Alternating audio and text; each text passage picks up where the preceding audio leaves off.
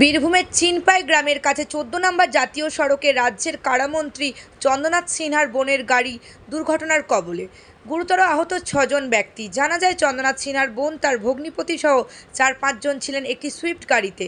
অপর দিক থেকে একটি মারুতি ভ্যান আসছিল। দুটির মুখোমুখি সংঘর্ষ এবং দুটি গাড়ি উল্টে যায়। সদাইপুর থানার পুলিশ ঘটনাস্থলে যায় এবং উদ্ধার করে সিউড়ি সদর হাসপাতালে ভর্তি করেছে সবাইকে। সিউড়ি টাইমস, সিউড়ি বীরভূম। বুলেটটা রানিং বস না আরে নেট আরে নেট আসলে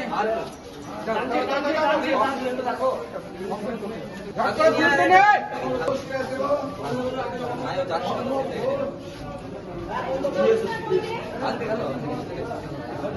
এই তো অন্য গোটে না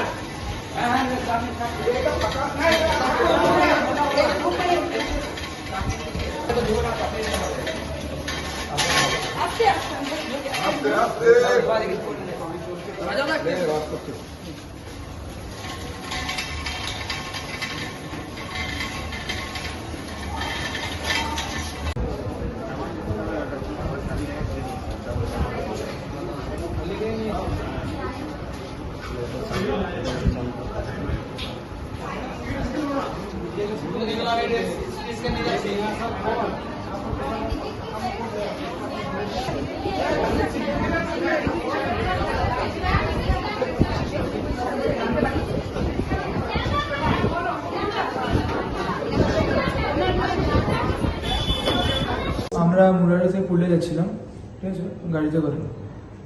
কে কে ছিলেন? আমি ছিলাম, আমার ড্রাইভার মিলে আমরা 5 জন ছিলাম। আমার বাবা, আমার মা এবং আমার ঠাকুমা ছিলেন, আমি ছিলাম।